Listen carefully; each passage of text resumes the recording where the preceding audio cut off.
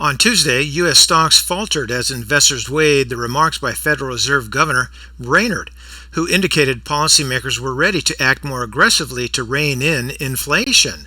Also weighing on the markets was the expected announcement of additional sanctions against Russia. The S&P 500 fell 1.3%, and the Dow Jones Industrial Average shed 280 points after climbing for two straight trading sessions. The Nasdaq Composite tumbled 2.3% to log its biggest drop in 3 weeks. Meanwhile, the 10-year U.S. Treasury yield jumped to 2.56%, its highest level since May 2019.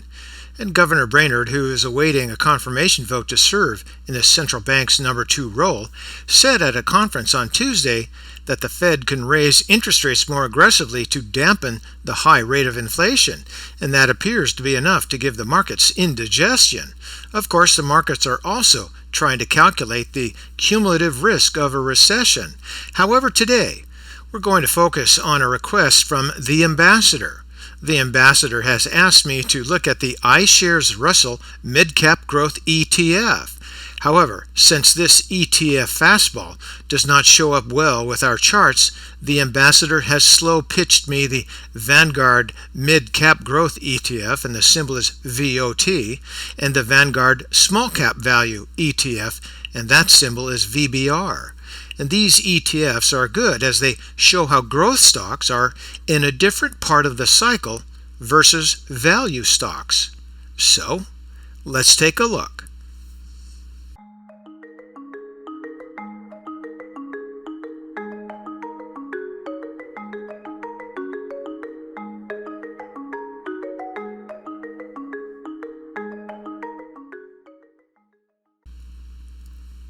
And today we're going to look at two charts, beginning here with the monthly chart on the Vanguard Mid-Cap Growth ETF, and the symbol is VOT.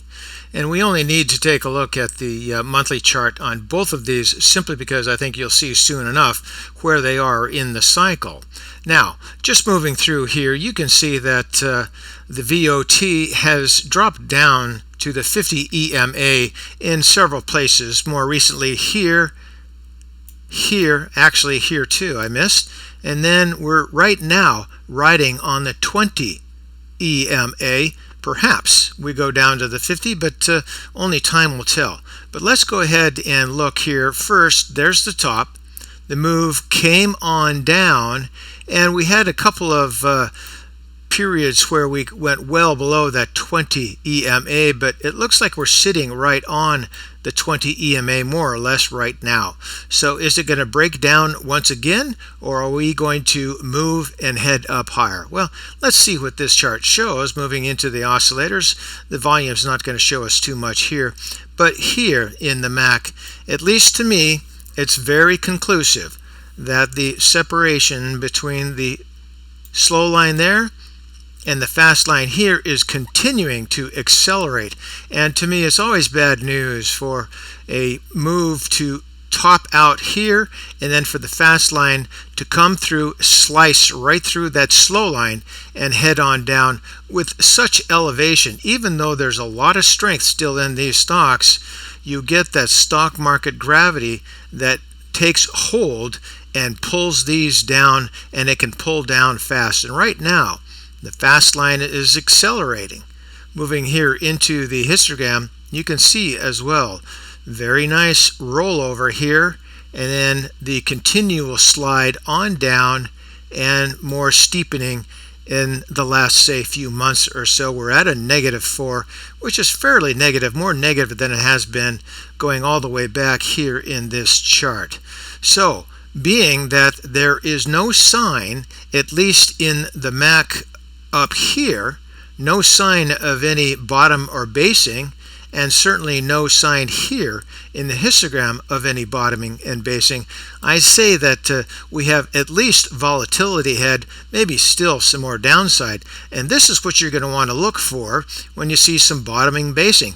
This is a very nice move on down here, and you can see the bottoming, basing, and then the improvement on the way up. This is not as nice, but you can see here too as well as this move and then this move here. We want to see some upward movements with some green lines heading back on up. We don't see that yet. So there's still trouble ahead, and it could be sideways trading with some volatility, but it could be worse. We don't know. This separation between the fast line here and the slow line here on the price rate of change is also pretty ugly. Now we're not too far below that 50 or mid level, and it looks like the path this has taken throughout these number of years really has been below that 50 and near that zero line, but that's where we're going, but we're not quite there yet. Moving down here into the RSI, you can see that we just popped below. Now it doesn't stay too long below that 50 or midline when it does go through, but I don't think we're done yet.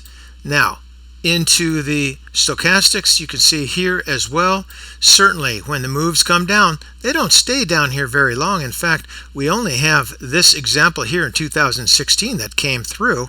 Other than that, it's just a great financial crisis all the way here into 2009. But just because it's only come down a couple of times doesn't mean it can come down further. Now, it did, the fast line just popped through below that 50 or midline, so we got to see what's going to happen with the slow line. The slow line may come down here and actually turn above that 50 line, but I still say that sideways trading and volatility is ahead for this ETF. Moving here into the Williams, definitely the Williams came on down. Again, it doesn't tend to stay below that 50 or midline very long, but I think we still have a bit more time to spend down here. So it's a bit early, in my humble opinion, to buy this ETF. Wait for that fast line to come on down here, start bottoming and basing. It's not going to go below zero. There's too much strength. It'll probably stay above 10 most likely, unless something happens that's not on the calendar so far. But wait for some bottoming and basing in that MAC, and then of course in the histogram as well. That's going to be a good sign when this ETF starts to turn. Back on up to the price chart, and one last look, and let's go take a look at the next ETF. And this chart here is the monthly chart on the Vanguard Small Cap Value ETF. Again, we just looked at the growth ETF. Now we're going to take a look at the value ETF, and the symbol here is VBR. And simply looking at this chart here, you can see what the MAC is probably going to show. So again, from this bottom here, we had a nice move all the way up from, say, 75. It doubled over 150, and now it looks like it's in a topping process. You see that nice rounding there, and of course it's going to be trading more or less within a channel here, and we'll have to wait to see if it breaks down. It's above the 20 EMA, but I think that things are going to break down. Let's take a look here. Volume, once again, not going to show us too much, but as you can see here in the MAC, the fast line is rolling over and just barely pushing through that slow line. So this is in a different part of the cycle than the previous ETF. So we're just beginning on the downside here. Now this downside may not be as steep as the last ETF, but we'll take a look here at the histogram. This definitely is heading on down pretty quickly, but as you can see here, it may be just barely starting to put in a little bit of curve and a little bit of slowdown, but I'm not quite sure. We're going to have to wait for a little bit more time to actually see what's happening. But I would imagine this might come down here, simply go below the zero, and perhaps a very shallow move. I'm not quite sure, but that's possible. Here in the price rate of change, there's definitely a separation between the fast line and the slow line here, and we're moving on down. Again, we're way up here to begin with. Most of the pattern is near that zero line. It does go below now and then, so definitely I think we need to come down a little bit further, and that would be somewhat symbolic of these other oscillators as well. We need to come on down here. We spent some time in that overbought territory above that 80, just barely above that 80, but definitely we're moving, rolling on over and sawtoothing our way down here. So I think we have more downside to this. I think that's showing up here in the stochastics as well, and certainly in the Williams, just barely heading below that 50 or midline.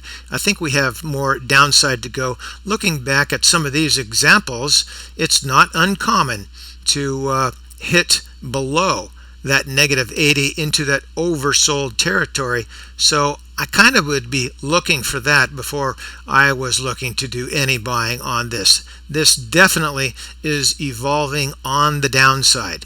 Go back up and look at the price chart one more time, and I think you can see that this looks very good. A nice move on the top side. It looks like it's rolling over. It hasn't been able to break out. And so I think actually things are moving on the downside. I can't really say how far down the price is going to go.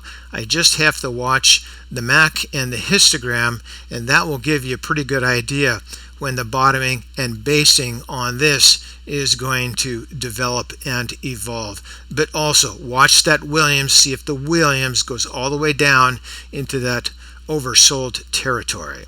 And for today, that's ChewDog Charts. Thank you.